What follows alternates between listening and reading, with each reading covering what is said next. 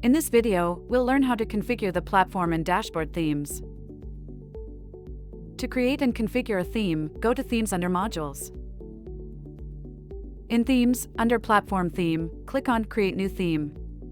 Give your theme a name and upload a logo if you want to generate the theme from a logo.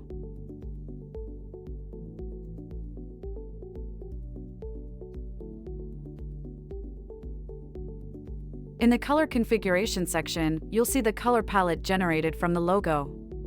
You can edit the colors as needed. If a logo was not uploaded, you can directly use this section to configure the theme colors. In the Typography section, select a font from the drop-down menu. Once you've completed the configuration, click on Save to save the theme. You'll then be prompted to save this platform theme as a dashboard theme.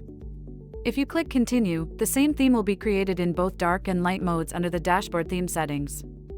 For this demo, click Continue and save it as a dashboard theme. Select your theme from the drop-down menu. On the left side, you can preview how the dashboard will look with this theme using the sample dashboard. In the Common Configuration section, you can edit the theme for dashboards only. These changes will not affect the platform theme.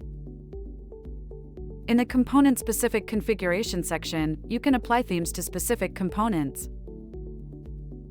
In the Table 2.0 section, you can configure the theme for Table 2.0 separately.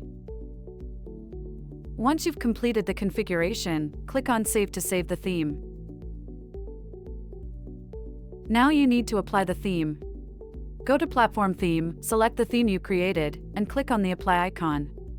The platform will now use the theme you just created.